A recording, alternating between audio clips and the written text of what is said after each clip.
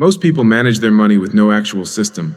Money comes in, bills get paid, and whatever's left over either gets spent or, if they're lucky, gets saved. There's no plan behind it, just reaction.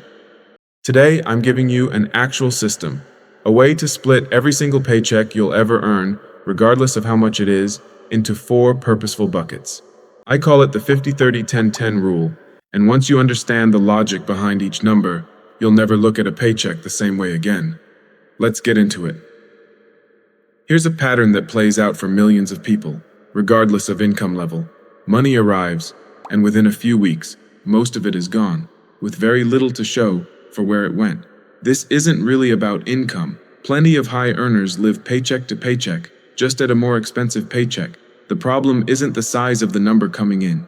It's the absence of a plan for where it goes the moment it arrives. When there's no system, every financial decision becomes a judgment call made in the moment, usually while distracted, tired, or emotionally reacting to something. Should I buy this? Can I afford that? Is now a good time to save? Without a framework, these questions get answered inconsistently, and inconsistency is exactly what allows money to quietly disappear.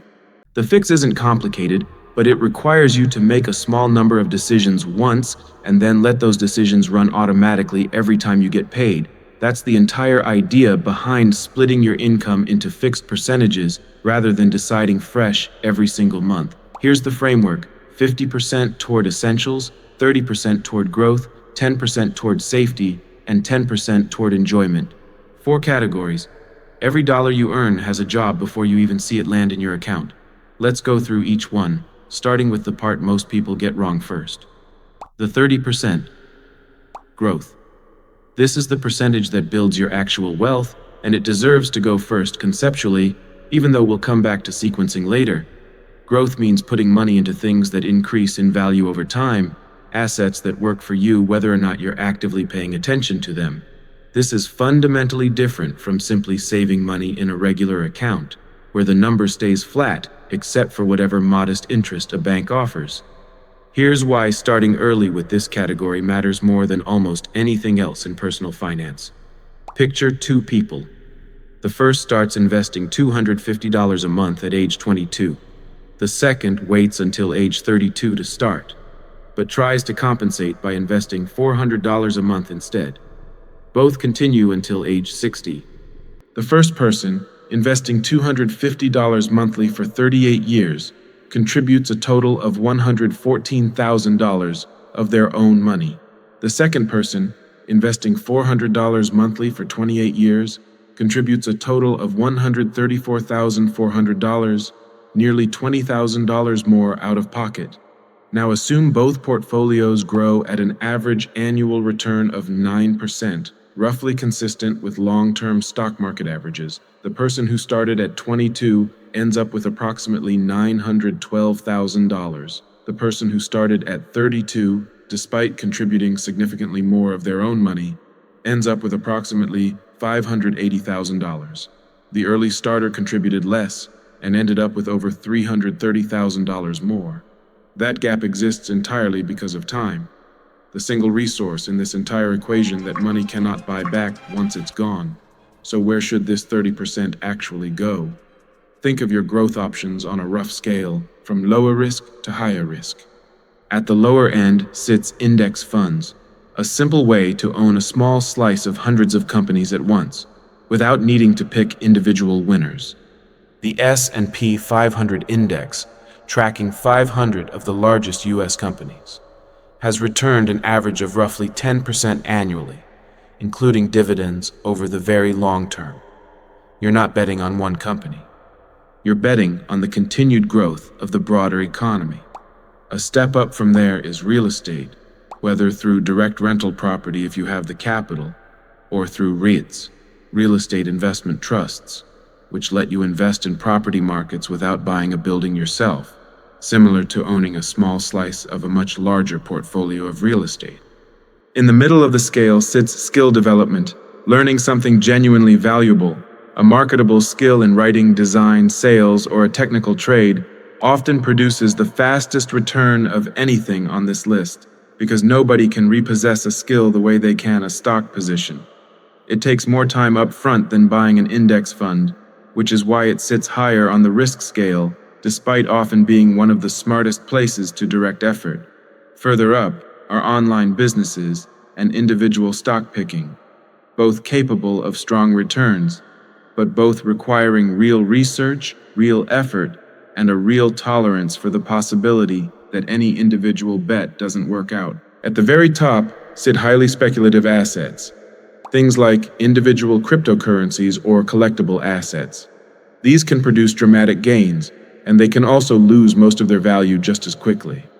Treat anything in this category as a small, deliberate experiment, never as your core wealth-building strategy. For most people, the strongest starting point is a combination of index funds and skill building, one growing your existing capital, the other growing your capacity to generate more capital in the first place. There's also a critical second layer to this. Where you hold these investments matters almost as much as what you invest in. In the US, a Roth IRA is one of the most powerful accounts available to ordinary investors. You contribute money you've already paid tax on, but everything that money earns afterward grows completely tax-free, and qualifying withdrawals in retirement come out with no tax owed at all. As of 2026, the contribution limit is $7,500 per year for those under 50, or $8,600 if you're 50 or older. If your employer offers a 401k, especially one with a matching contribution, that's effectively free money on top of your own contribution. Turning down a match is functionally declining part of your own compensation. The 2026 contribution limit for a 401k is $24,500. Outside the US, most countries offer some version of a tax-advantaged investment account. An ISA in the UK, a TFSA in Canada, and similar vehicles elsewhere. The specific names and limits vary, but the underlying principle is identical. Structure your investing through whichever account shelters your growth from unnecessary tax first, before using a standard taxable brokerage account for anything beyond that. The mechanism that makes all of this work without requiring willpower is automation. Set up a transfer that moves your 30% into your investment account the moment your paycheck lands. Ideally, before you've had any chance to see that money sitting in your checking account and feel tempted to redirect it elsewhere. The 10% GE safety. This is the percentage that protects everything else you're building, and it's the one people most often skip, usually right up until the exact moment they desperately need it. Here's the uncomfortable truth. Most financial setbacks aren't really about a lack of income. They're about a lack of margin. A single unexpected expense, a car repair, a medical bill, a sudden gap between jobs, can derail months or years of progress if there's no buffer absorbing the impact. Without a safety fund, an emergency forces you into one of two bad options: going into debt, often at a high interest rate, or selling investments at whatever price they happen to be trading at that exact moment, which might be a terrible time to sell if the market happens to be down. So how much should this safety fund actually hold? Start by adding up your essential monthly expenses: rent or mortgage, groceries, utilities, transportation, insurance, and any other genuinely non-negotiable costs. Multiply that monthly figure by somewhere between 3 and 6 months, depending on how stable your income feels. If your monthly essentials total $2,000, you're looking at a target safety fund somewhere between $6,000 and $12,000. This money needs to follow 3 specific rules, because where you store it matters just as much as having it in the first place. First, it needs to be accessible within a day or two at most. If accessing it requires waiting weeks or paying a penalty, it fails the entire purpose of being a safety net. Second, it needs to carry essentially zero risk. This is not money for the stock market, not even the safe parts of it, and not for cryptocurrency. The entire point of this fund is that its value doesn't fluctuate. If it can lose value at the exact moment you need it most, it isn't doing its job. Third, it should still earn something while it waits. A regular checking account earning nothing means inflation is quietly eating away at its real value every year it sits there untouched. High-yield savings accounts, which have offered rates in the range of 4 to 5% in recent years, Let your safety fund earn a reasonable return without taking on any meaningful risk. To build this fund faster, three simple tactics compound well together. Automate the transfer the same way you do with your growth contributions, so 10% moves the moment you're paid, with zero ongoing decision required. Whenever you do need to dip into it for a genuine emergency, treat replenishing it as a non-negotiable priority the next time you're paid. And consider small automated tools like roundup savings features, which take the spare change from everyday purchases and quietly redirect it into this fund. Individually tiny, but meaningfully additive over a year. Once your safety fund reaches its target, you have a choice. Redirect that 10% toward growth or toward the final category we're about to cover. The 50% essentials. This is the largest slice, and it covers everything required to actually live. But for most people, this category has quietly expanded to include things that aren't truly essential at all. Genuine essentials are narrow: housing, groceries, utilities, transportation, insurance, and basic clothing. Everything else, subscriptions you forgot you signed up for, a gym membership you haven't used in months, frequent takeout, the latest version of something you already own, a perfectly functional version of belongs somewhere else in this framework, not here. Capping this category at 50% is intentional, and it's lower than what many people are currently spending without realizing it. Surveys consistently show that a significant share of people earning well above average incomes still report living paycheck to paycheck, which tells you clearly that the issue usually isn't the income figure, it's how much of it gets absorbed by spending that's expanded to match. Two categories within your essentials tend to matter more than all the others combined, simply because of their size: housing and transportation. On housing, even small reductions compound significantly over time.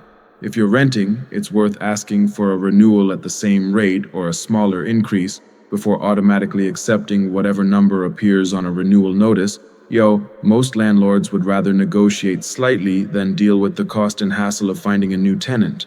For those with more flexibility, sharing housing costs or even a temporary period living with family while building your safety fund and growth accounts can meaningfully accelerate the entire process. On transportation, the trap to watch for is financing a vehicle that depreciates quickly while committing to payments that stretch on for years. A reliable used vehicle, already past the steepest part of its depreciation curve, accomplishes the same core function, getting you where you need to go, for a fraction of the long-term cost. In dense, walkable areas, it's worth genuinely calculating whether you need a personal vehicle at all, once you account for the payment, insurance, maintenance, and parking combined. When you're not sure whether something belongs in this 50% or whether it's actually a luxury disguised as a necessity, a simple test helps. Does this keep me alive, employed, and reasonably healthy? If yes, it likely belongs here. If the honest answer is that it mostly exists to feel good or look a certain way, it belongs in your enjoyment category instead, which, conveniently, is exactly what we're covering next. The 10%, enjoyment. This last category exists for a genuinely important reason. A financial plan that never allows for any enjoyment tends to collapse, often dramatically, once the discipline required to maintain it becomes unsustainable.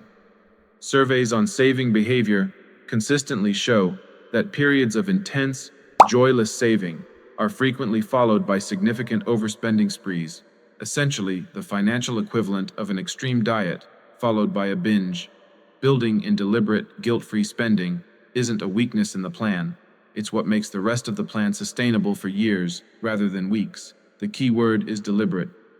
This 10% works best when it goes toward things you'll genuinely remember and value, rather than items that simply fill a moment of boredom or chase a brief dopamine spike. Experiences tend to provide the strongest value per dollar in this category: a trip with people you care about, tickets to something you've genuinely wanted to attend, an outing that builds toward a memory rather than disappearing the moment it's consumed. Hobbies and creative pursuits also tend to score well here, since they often provide ongoing enjoyment well beyond the initial purchase. Thoughtful gifts for people who matter to you fall into this category too, not as an obligation, but as a genuine use of money that strengthens relationships you actually value. The practical setup mirrors what we covered for safety.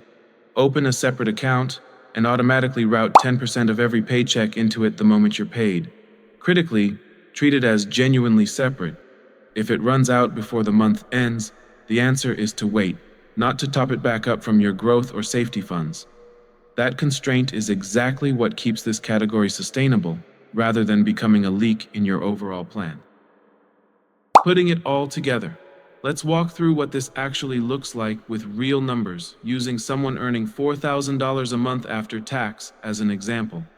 50% toward essentials means $2,000, covers rent, groceries, utilities, transportation, and insurance. 30% toward growth means $1,200, flows automatically into a Roth IRA and a taxable brokerage account holding a simple index fund. 10% toward safety means $400 builds toward a fully funded emergency cushion, then continues earning interest in a high-yield savings account once that target is reached. And the final 10%, also $400, goes into a separate account earmarked purely for guilt-free spending on things that genuinely add value to life. 4 categories. Every dollar assigned a job the moment it arrives, rather than being decided on the fly weeks later when the money has already started disappearing into things nobody remembers buying. The framework works at any income level because it's built on percentages rather than fixed dollar amounts. As income grows, every category grows proportionally, which means lifestyle naturally has room to improve over time without ever crowding out the growth and safety categories that build long-term financial security.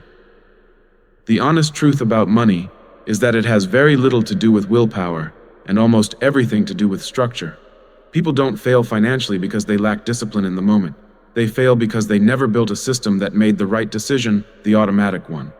50% for essentials, 30% for growth, 10% for safety, 10% for enjoyment, 4 numbers, decided once, applied automatically every single time you're paid for the rest of your working life. The version of you 20 years from now isn't going to remember most of the individual purchases you made along the way, but they will absolutely feel the difference between a life built on this kind of structure and one built on whatever was left over after everything else quietly disappeared first. And that is a wrap on today's video. If this gave you an actual system to manage your money instead of just good intentions, hit the like button. It genuinely helps more people find this channel. And if you're not subscribed yet, tap subscribe and hit the bell so you never miss a video. Every single week, we break down another money topic just like this one. I'm Mark, from Mark the Investor. I'll see you in the next one. Take care.